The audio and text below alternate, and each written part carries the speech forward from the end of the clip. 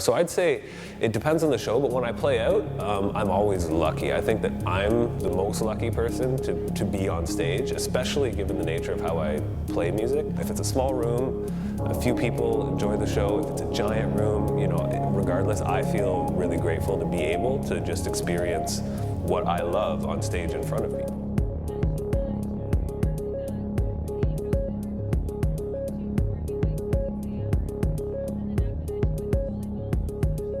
I think that name, I can't remember actually when I thought of that. I think it came out of a need for a name. You know, it wasn't kind of as organic and natural as one would like, you know, a name or a nickname to be. You know, it kind of went along or goes along with my outlook on music and how to live life, which is kind of like being very open, and I think tapping into something as opposed to taking control of something is very important to me. So it came from the idea of like a meditative kind of state and a meditative approach to how to make music, how to perform music, and to not be forceful and to not step with too much ego. When I connected with Dustin with Stillmonk, I realized that there's this whole realm of performer that, because I mean the stuff that I'm doing is just loop based, right? Like I'm just like, you know, I'm playing the pads and I'm running that into the loop, but he thinks of his set and he performs in a realm where like he's treating these, you know, his octatrack and the modular synth as like just paintbrushes, and they're just colors. You know, the rhythm will go in a certain realm, his modulars, you know, sing to it, and he knows where he's going. You know, I see his setup and I'm like I want to learn it, but it takes, you know, it takes effort, and it takes a good amount of time to just perfect that. He was one of the first artists that I found that to me was the most entertaining to watch. You can see he's just totally zoned into his own realm. His sound design is pristine, like honestly. He's definitely like one of my favorite artists to book and see at Subtle Blend.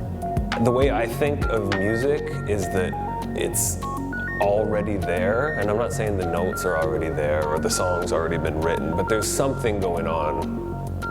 There's like some sort of river flowing, and to me, practicing a craft is not, again, taking control of it and building these things. It's more tapping into something and having the ability to communicate it and almost pass it through you, you know? So I think that there's kind of like a river always flowing, and if you can tap into that and be open to it, then that's gonna be the most beautiful thing. The way that I see it is, I think if you know, the old saying, if you make it, they will come. I didn't make it, I kind of just found out that there was this opportunity for people to, number one, for producers to step out of their bedrooms and just come and play. Just, you know, break that barrier, that fear of like, oh, it's not going to be perfect and it's not going to sound exactly like, you know, a mix or something. I said to them, all right, to this day, you know, a lot of the great artists that are in the bill for Subtle Blend, I said to them, like, your production is excellent, but like I feel people are gonna get your live set because it's not perfect. I want it to not be perfect. You know, the only rule is like keep it live, keep it experimental.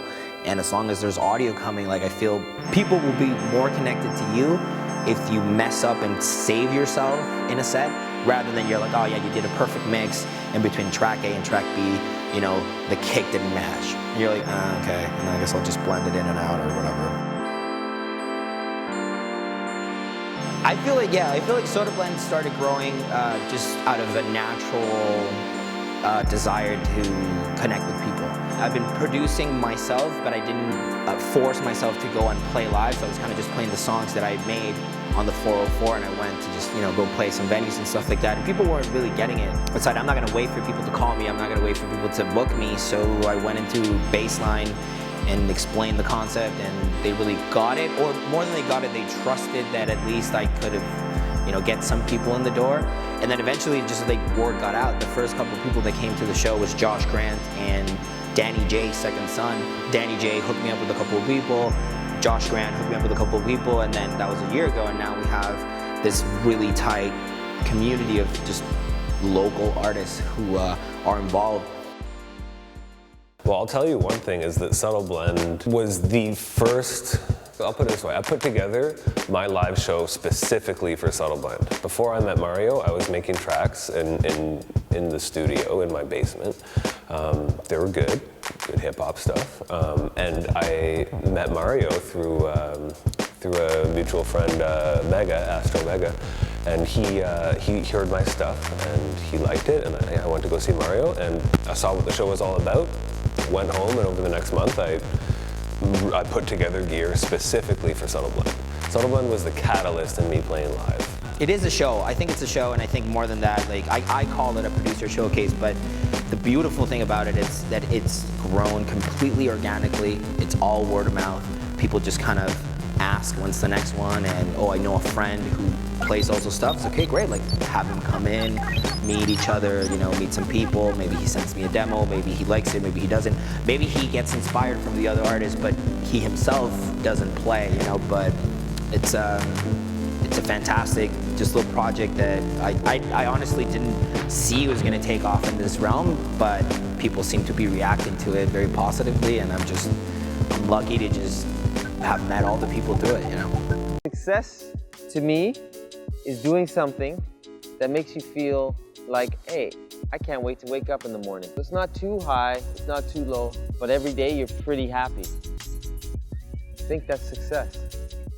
I don't know, when you're like skating and you're focusing on something, there's nothing else in your brain. It's like, it's a zone out. It's zoning me out from everything else. Like, but when I skate, like nothing else matters. I don't know how to explain it.